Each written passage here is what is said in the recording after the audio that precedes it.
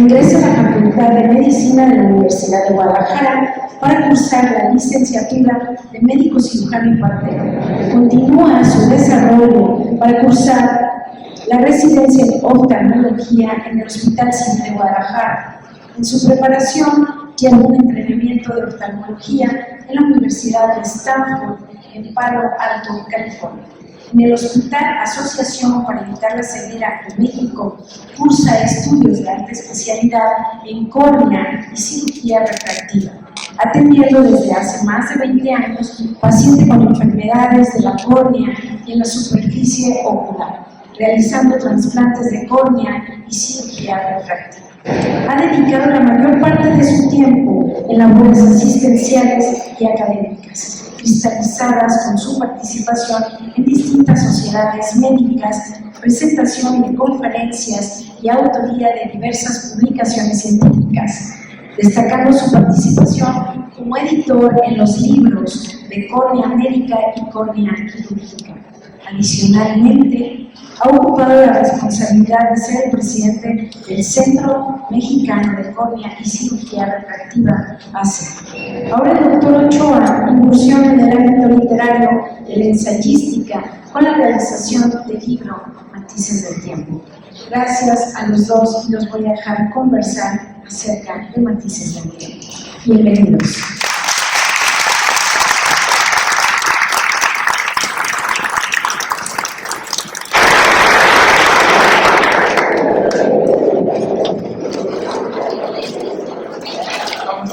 Buenas tardes. Qué gusto que estén justo a tiempo para una presentación.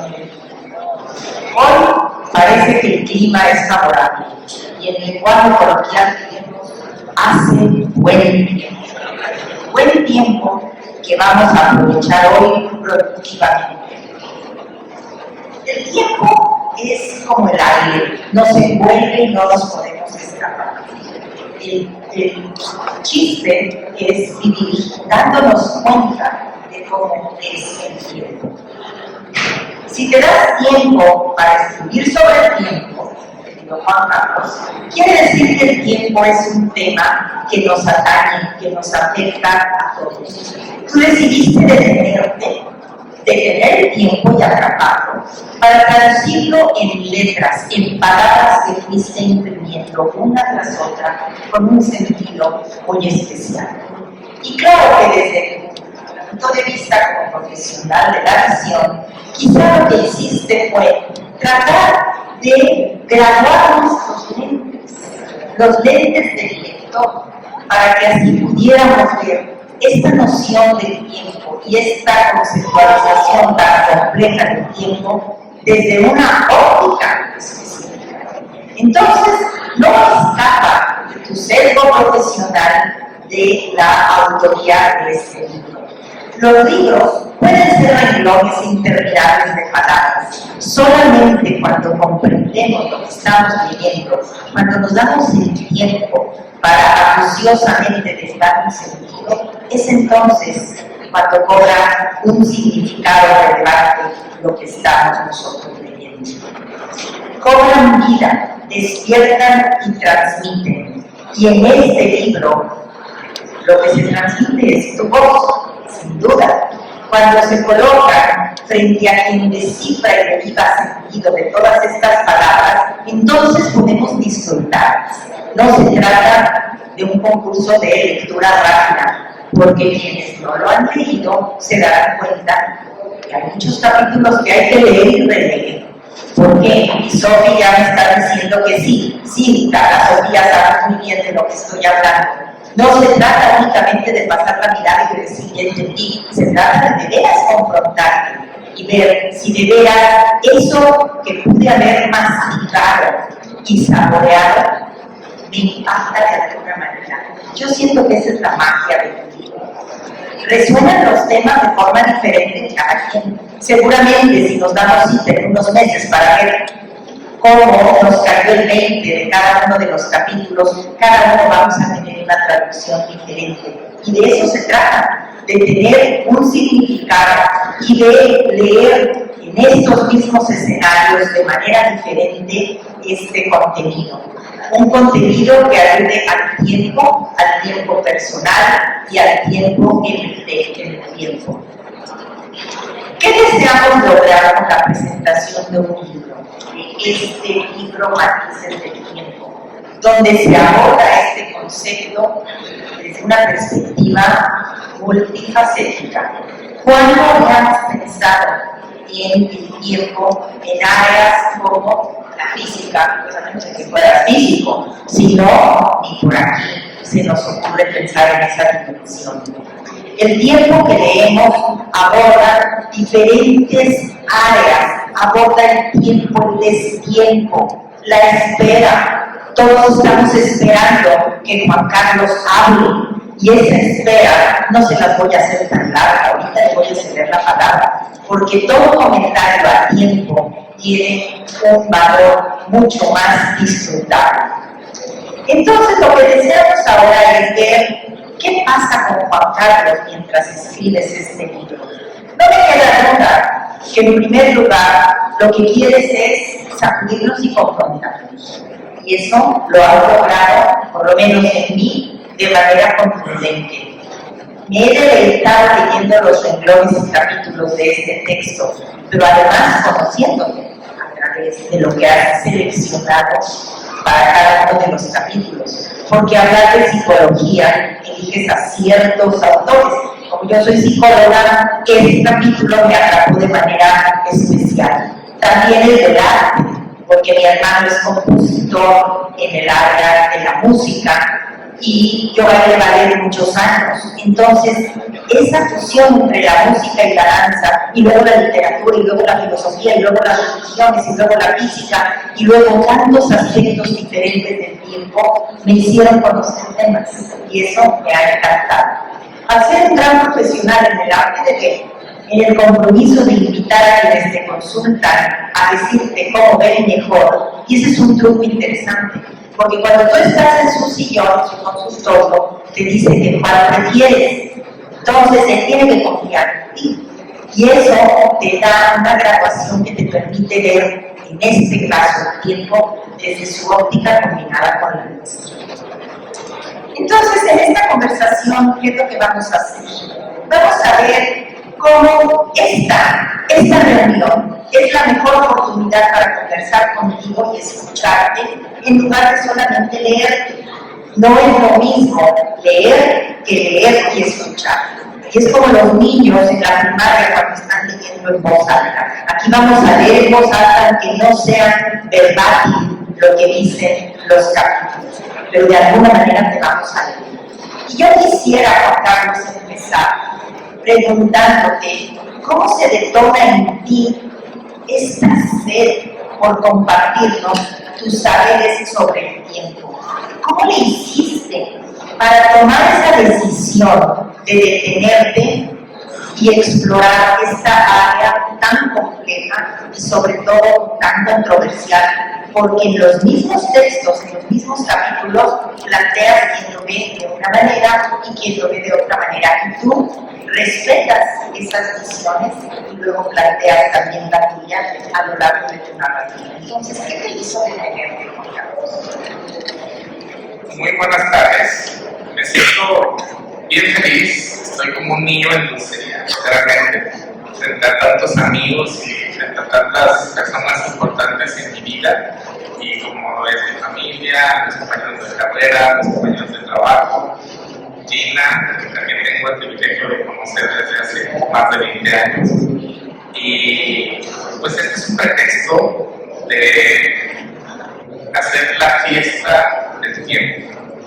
Es una fiesta en la que estamos invitados porque tenemos tiempo, porque tenemos vida.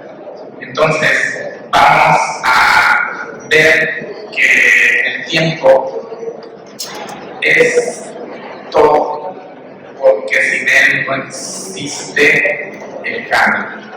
Y si no hay cambio, no hay experiencia. Y si no hay experiencia y no hay quien observe y la viva, pues tampoco se genera la vivencia de uno mismo. A mí, ¿qué me atrae, Gina, por volver a ver el tiempo? Me hace un hondo vacío vacío, la pérdida de algunos seres queridos.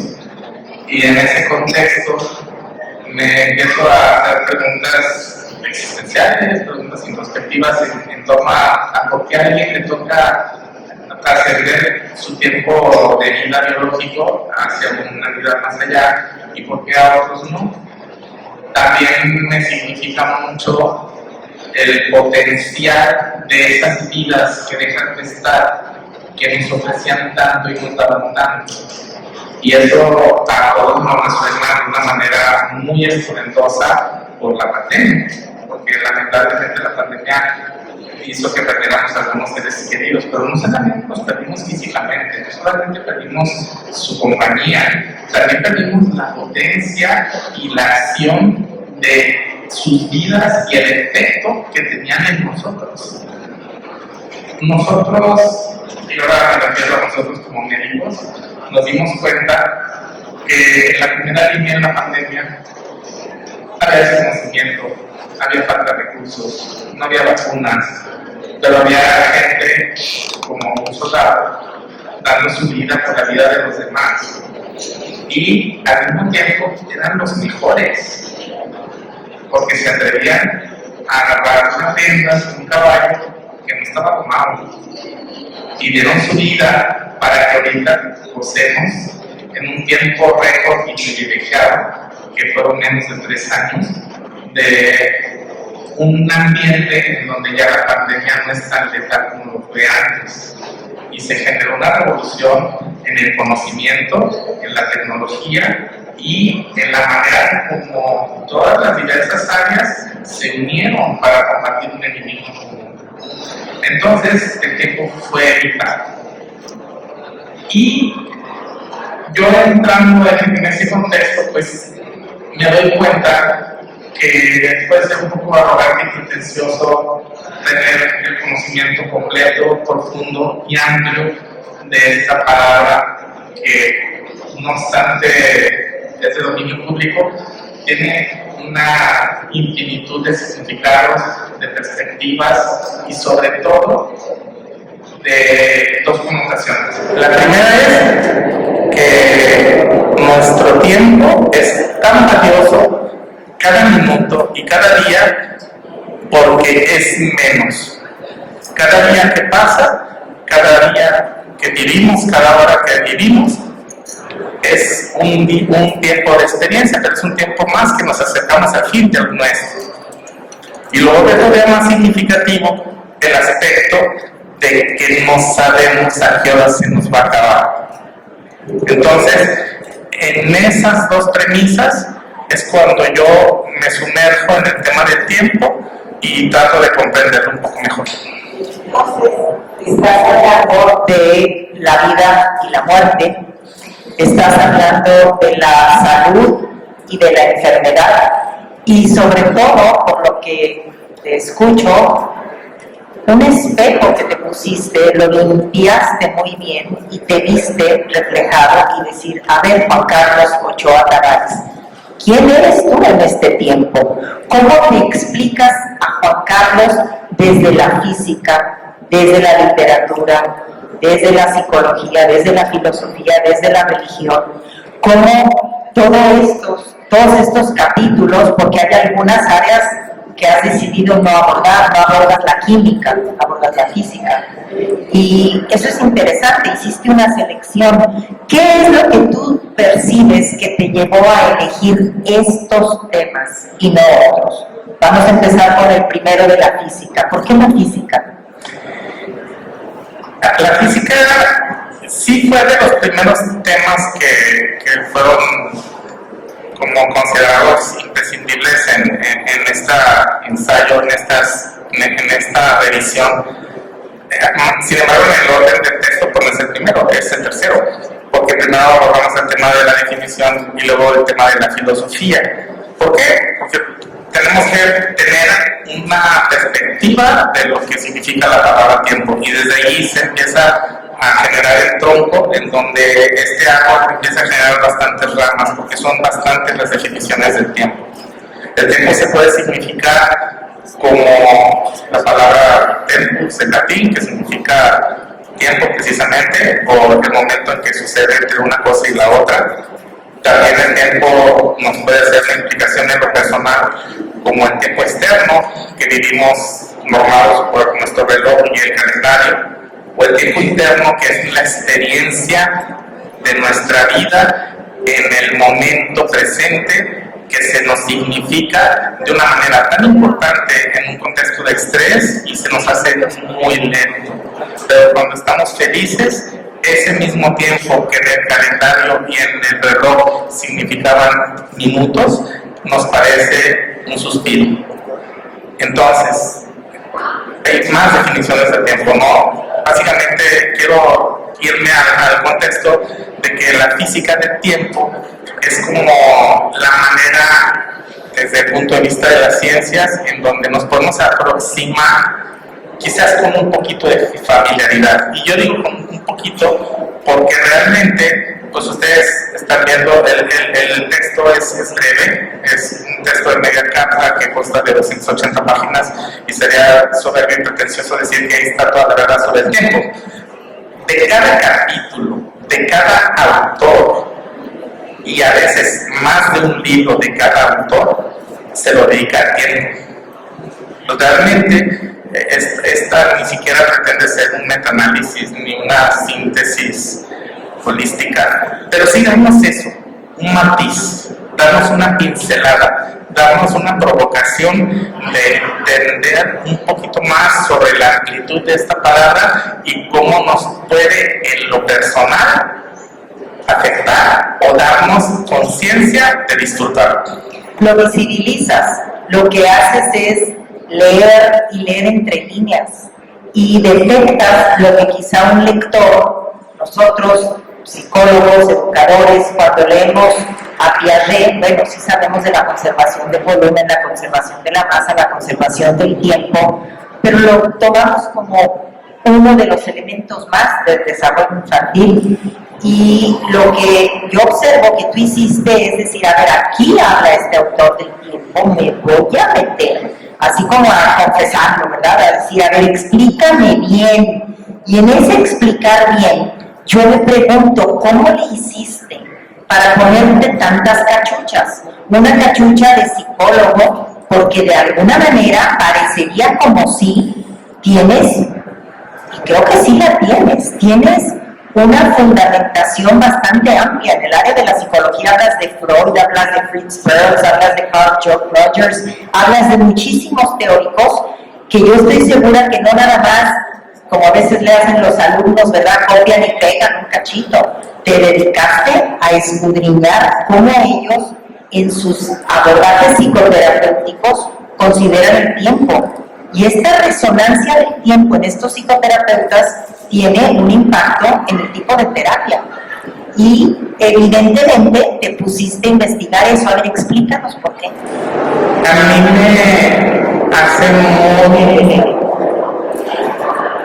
genuina la experiencia del conocimiento cuando nos damos cuenta que todo está en todo. Y eso es desde un punto de vista literario, artístico, científico, tecnológico, filosófico, de creencia, y sobre todo que cuando nos atrevemos a generar una opinión, pues realmente que no sea un yo digo, porque el yo digo pues es pronunciar una palabra. Si vamos a decir algo, pues que sea algo que tenga un trasfondo, que tenga una congruencia con lo que ya dijeron los grandes pensadores, ¿no? Yo no estoy descubriendo el hilo negro, no estoy descubriendo el agua tibia, pero por supuesto que en estos renombrados psicólogos que, queriéndolo o no queriéndolo, generar una corriente terapéutica y una corriente de conocimiento y de autoconocimiento, porque no solamente hacen formas que nos ayudan a mejorar nuestra salud de nuestras mentes y de nuestras emociones, sino que nos enseñan a vivir, ¿no? Y todos estos que tú mencionaste y son corrientes humanistas, son corrientes donde el presente es una parte esencial y que también es apasionante como para el Dr. Carl Rogers es vivir su presente sin juzgar y resignificar el pasado de una manera constructiva. Cuando el doctor y su esposa Laura Perz nos dicen que lo importante de la experiencia de vida es el aquí y el ahora, y que generemos nuestra experiencia, la vivamos, la digiramos, nos convertamos en otras personas y continuemos con nuestro proceso vital.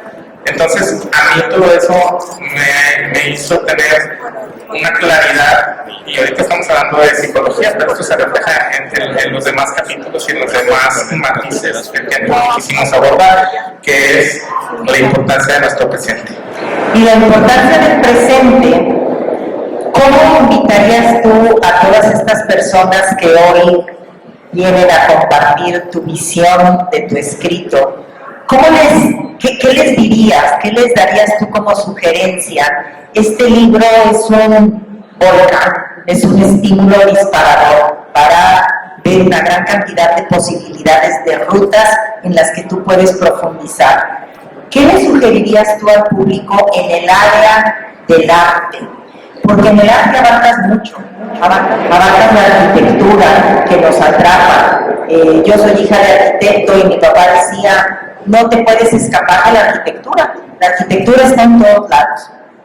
Y luego, si nos vamos al arte musical, hay otros parámetros en la música, el ritmo, la armonía, la melodía, la literatura, que diferentes maneras de expresar quienes somos a través de la poesía o de un ensayo como este ensayo que estás teniendo aquí. A mí me interesa mucho conocer más de ti a través de toda esta resignificación que genera en tu persona esta parte del arte. ¿Cómo eres ahora Juan Carlos Emilio artísticamente?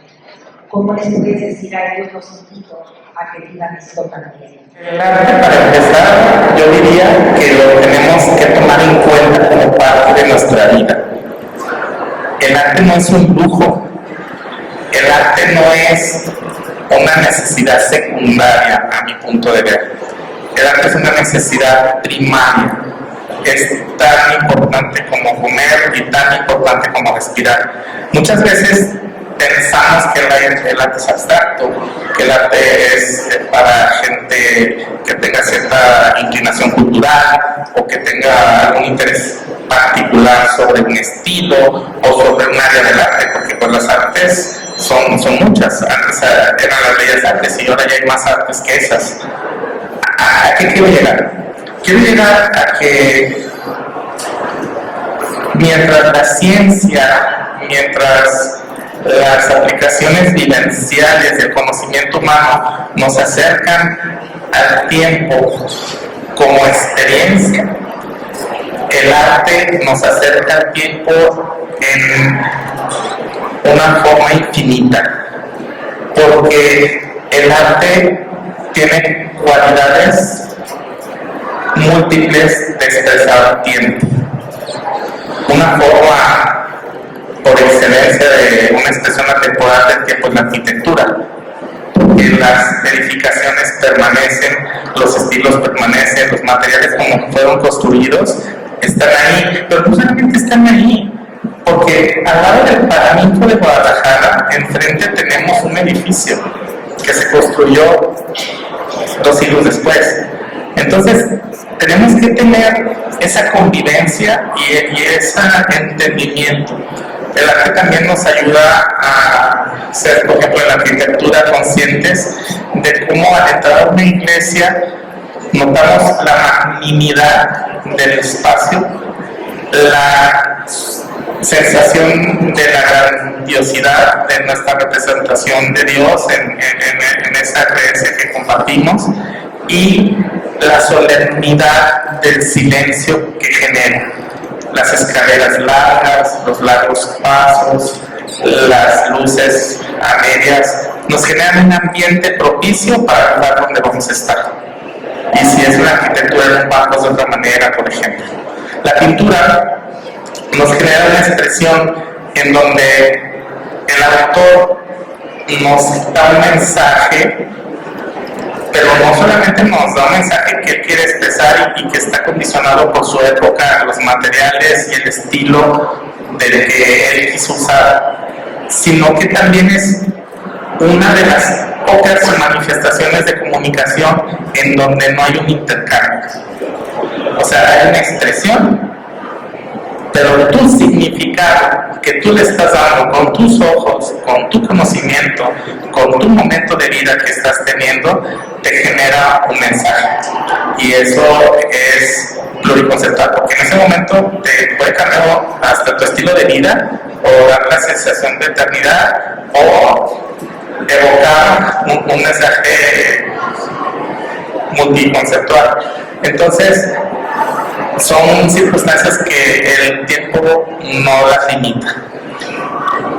Dependiendo entonces de nuestra edad, de nuestras experiencias, de las actividades que en cierto momento de nuestra vida tenemos, esa misma pintura o ese mismo escrito o esa misma pieza musical, escultura o fotografía nos va a evocar algo distinto. Entonces tú hoy, en el 2022, Juan Carlos Ochoa Tavares, ¿cómo te sientes tú con esta traducción que haces del tiempo ante un concepto muy amplio que es tu significado de vida como persona? ¿Y qué tanto aquí mezclaremos la filosofía y la religión? Porque haces una danza con las dos y es muy interesante. Platícanos de esto, cómo esa parte filosófica, religiosa, ese concepto tuyo, cómo lo lees y cómo lo viertes aquí. Realmente la experiencia interna de cómo significamos nuestra vida, la pregunta fue muy clara, cómo la significó la mía, es precisamente de un carácter universal. Yo soy católico y soy respetuoso de la actitud de conocimientos y creencias que todos tenemos, y en ese orden de ideas sí me queda muy claro la coincidencia de los valores fundamentales del ser humano. Estemos leyendo a un filósofo, estemos leyendo a un filósofo que es teólogo y que es científico, como eran nuestros primeros profesores de la humanidad, que fueron Aristóteles, San Agustín, Santo Tomás de Aquino, en donde todavía la filosofía era la madre de todas las ciencias, y de ahí se fueron derivando la psicología, la física, las ciencias exactas. Ellos eran tan brillantes que lograban esa fusión, esa amalgama de sus conceptos, y hacían de la ciencia y de la física y del arte una sola verdad. ¿Y a ti cómo te deja haber escrito esto? Porque yo creo que si Juan Carlos Ochoa Tavares antes y después de Matices del Tiempo tuviera una conversación, sería una versión distinta de ti mismo. A ver. Sí, eso es, sí, se me tiene el cuerito, porque cuando recién terminamos, aquí está Mari Carmen Hernández, mi editora de hija, que estoy bien agradecido por todo su apoyo. Cuando yo le entrego el libro, le digo: Mari, estoy bien asustado. ¿Por qué? Porque soy yo. O sea, después de hacer la revisión para estarle buscando ahí como el errorcito, la comita, la palabra mal escrita, la frase mal redactada, le digo: Mari, estoy yo. ¿Qué pasó? ¿Qué hice? Y entonces ese es precisamente lo que tú me estás diciendo, Gina. Se va uno proyectando, hace uno una comunicación en donde compartes lo que tienes. Y lo que me deja a mí esta experiencia tan amplia o pretenciosamente amplia de conocer sobre el tiempo es a vivirlo con la mayor serenidad, con el mayor disfrute, con la mayor congruencia y con la mayor conciencia del tiempo que me queda. Y está trabajoso también, porque vivimos en una cultura en donde somos muy dados a enfatizar el déficit, lo que no tienes, lo que te falta, todo lo que es adverso, y tú hablas de la adversidad. Entonces, ¿cómo reconocer todo eso negativo, todo eso adverso, y aún así encontrar el tiempo para darte el tiempo de realmente vivir con una calidad en la que te puedas sentir orgulloso. ¿Cómo lo haces tú? Es más que como lo hago yo, porque realmente tengo esa pretensión de quererlo lograr, es primero voltearnos a ver desde nuestra base. Por eso el ejemplo que nos dio Gina ahorita, o sea, Gina no dice una palabra ociosa. Cada palabra de Gina trae un fondo impresionante. Entonces cuando ella me dice, vete al espejo, o sea, me está diciendo, haz el ejercicio de voltearte a ver el espejo. Habla con tu yo interno, habla con tu niño interior. Y era el que era antes. Habla con el que era antes y con el que eres ahorita. Entonces, en ese orden de ideas, no es más que resignificar nuestro tiempo. Hay que resignificar nuestras experiencias. Pude haber tenido un momento adverso, pude haber tenido una crisis, y ciertamente en la mayor parte de ellas cargamos con una buena dosis de responsabilidad, porque nosotros nos allegramos nuestras consecuencias con nuestras causas en nuestra vida y en nuestros actos. Pero también eso se llama vivir. Y en la ciencia, aquí hay muchos científicos que no van a dejar mentir, ya el concepto del error no existe. El concepto se llama proceso. ¿Sí? Estamos expuestos a procesos.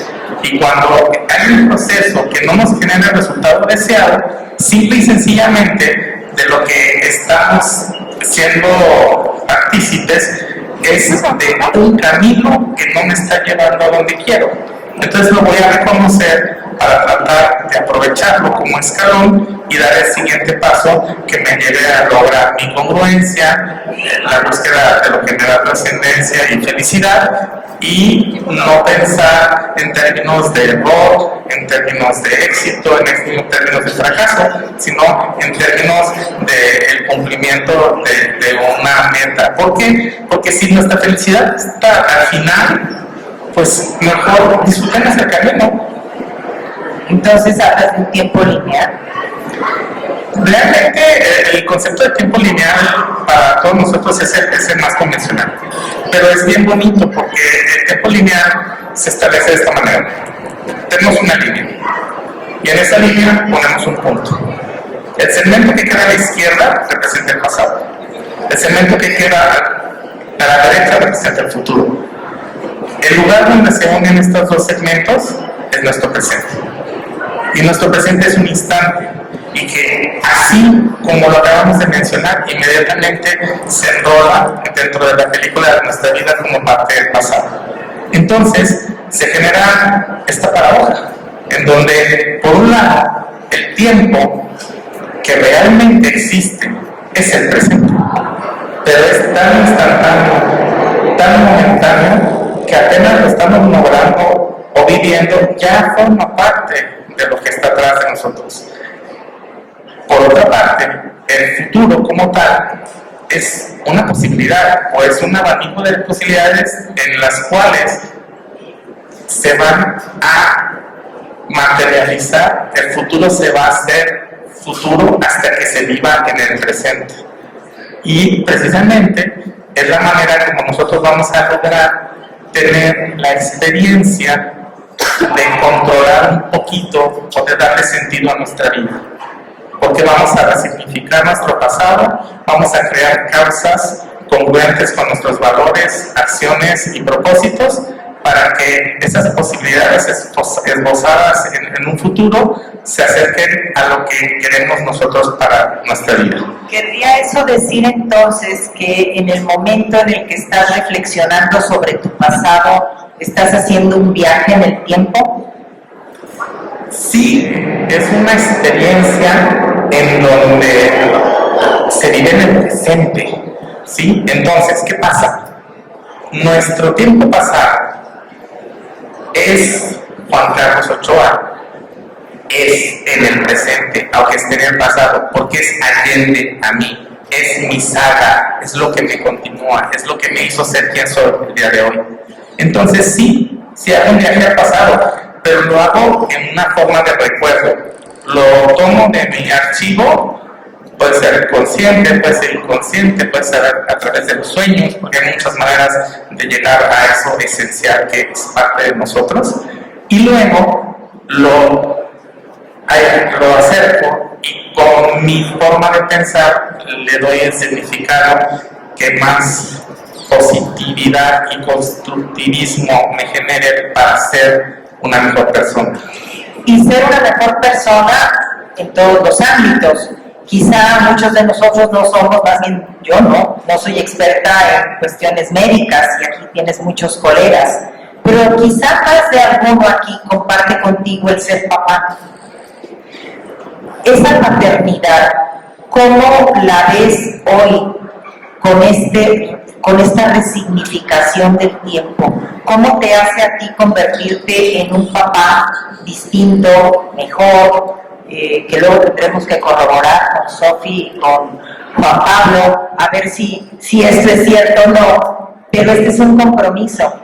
¿Cómo eres tú una persona distinta? Porque finalmente, y es algo que decía mi papá y que me encanta, decía, la experiencia puede ser la repetición sistemática de errores, y únicamente cuando la resignificas de una manera productiva, entonces le pones un check positivo a la experiencia, si no, no le hace que lleves 20 años siendo papá. Entonces, muchos de nosotros que somos mamás, que son papás, ¿cómo podemos de este libro y de esa experiencia tuya, al revisar todos estos tópicos, abstraer algo, extraer ese mensaje que nos pueda ser útil en nuestra vida cotidiana?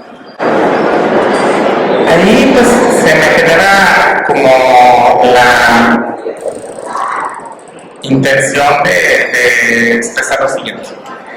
Yo creo que somos papás de nuestros hijos, obviamente, y somos papás de nuestro proyecto de vida, y somos papás de la escuela que dirigimos, y somos papás del consultorio que dirigimos. Entonces tenemos una gran responsabilidad con todos los que están alrededor de nosotros.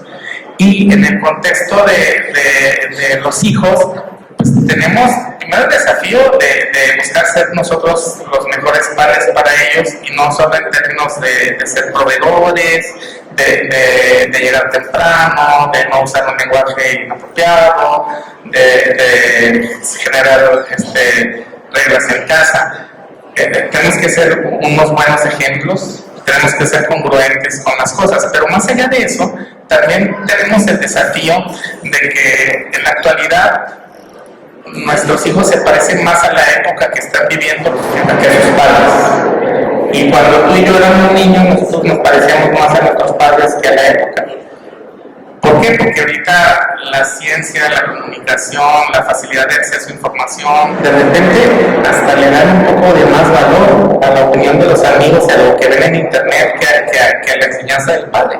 Entonces, creo que el diálogo, la apertura, y que también nosotros nos aproximemos a esa modernidad de sus momentos, y que juguemos a ser el mar y la playa. El mar es agua, la playa es arena, y siempre están juntos, pero nunca se mezclan, y siempre se acompañan. Y el mar entra en la playa, y luego la arena se mueve, pero no se mezcla con el agua. Entonces, si logramos esa amalgama de relación con nuestros hijos, con nuestros seres queridos, con nuestros compañeros de trabajo, en donde cada uno somos lo que somos, nos respetamos y nos entendemos y nos aceptamos, podemos generar una convivencia que nos haga crecer a todos. Y que le demos valor a la vida, que es uno de los puntos que también abordas. Yo me pregunto, escuchándote, ese valor a la vida dentro de toda esta revolución de conceptos sobre el tiempo, Juan Carlos, ¿cómo entra allí lo que nuestros niños, nuestros jóvenes viven día a día, que es la inmediatez? ¿Cómo ha cambiado este mundo que ya desde hace muchos años vivimos? Todo es rápido, todo es en el instante. ¿Cómo eso afecta, cómo eso tiñe esta manera de estar y de ser y de apreciar el tiempo? Precisamente se concatena mucho con el comentario que compartimos anteriormente, que es la competencia que tenemos los padres, los profesores, profesores y los libros con la televisión y con el internet. ¿Por qué? Porque esos son aspectos comerciales, esos son aspectos que generan un contenido bastante atrayente en mentes que son campos fértiles. Y si lo que nosotros estamos sembrando en ellos es un estímulo tan colorido, tan lleno de espectacularidad, tan lleno de voces, tan lleno de personajes, realmente a ese niño le das un libro que tiene letras y que no tiene sonidos y que está en blanco y negro y le resulta un poco difícil acercarse, ¿no? Entonces sí creo que tenemos que hacer que la experiencia del tiempo en ese momento sea más lenta, sea más profunda, sea más aprovechable. Y en función de eso, pues yo quiero aprovechar el tiempo para darles las gracias a su asistencia. Estoy contento de compartir esto. Le doy gracias también a Maricarmen Hernández, que es nuestra editora, y también a la profesora Guadalupe Gutiérrez, que nos ayudó mucho con la redacción del libro. También quiero agradecer de manera especial al doctor Alberto Luis-Jimeno, que es pedagogista en la Universidad de Cantabria, en Santander, España, que hizo el favor de colocar el libro y de revisar el contenido acerca de la física. Lo que tenemos un par de minutos, no sé si vaya a haber una pregunta allí. Tenemos una pregunta dentro de los tiempos. ¿Hay una fórmula o receta para saber vivir el tiempo? Ya no podemos echarnos para atrás. Ya tuvimos una charla donde en algunos minutos privilegiamos al presente como algo muy importante. Ya no podemos dejar de ser conscientes que nuestra vida se vive en el presente, que el pasado nos debe de servir como experiencia y como algo que podemos releer y buscarle un significado que nos haga construirnos mejor, y que el futuro va a ser cuando llegue el presente. Del futuro no hay que preocuparnos porque se construye solito con nuestro presente. Muy bien, doctor, muchas gracias. Antes de cerrar, Gina, si gustas dar un último comentario acerca del tiempo. Sí, pues una queja porque no alcanzamos a ver todo lo que íbamos a ver. Y nos deja el hámster corriendo a toda velocidad. Es decir, un autor cuando provoca, cuando haces que quienes te leemos y quienes te escuchamos tenga más preguntas que respuestas, que es lo que siempre buscamos en el entorno educativo, y es, en la actualidad, la pedagogía no nos interesa lo que nos contestan los niños, sino lo que preguntan, y de eso se trata esto, de que en todos y cada uno de ustedes, en cada una de las personas presentes, pueda haber más preguntas, no sobre el tiempo en lo etéreo, sino sobre mi tiempo. ¿Qué cosa me deja mi tiempo desde todas estas ópticas, con todos estos lentes que Juan Carlos nos ayuda a graduar y a afinar? ¿Cómo salimos de aquí hoy? Lo que queremos es salir de aquí distintos. Si eso se logra, que yo estoy segura que sí, a lo mejor decir, oye, yo nunca había pensado en eso. Bingo, ya hicimos algo correcto. Y a mí me llena de gusto, me llena de gozo el que hayas pensado en mí para acompañarte hoy aquí, porque realmente en algunos capítulos me hiciste sudar la gota negra, ¿verdad? Decir, a mí, ¿qué está queriendo decir aquí, Juan Carlos? Y leer y releer y subrayar, y este marcador me sirvió bastante para retomar temas, y yo eso te lo agradezco a nivel personal. Y felicitarte porque tienes un buen poder de convocatoria, y eso seguramente se va a traducir en que vendrá un tomo 2 o 3 o 4 o 5 de este tema y o de otros que tienen que ver con esta misión de buscar hacer la vida personal y de quienes colaboran a nuestro alrededor una más vivible, más amable y más cordial. Muchas felicidades, Juan Carlos. Muchas gracias, Gina. Muchas gracias, Gina, y muchas gracias a ustedes por acompañarnos.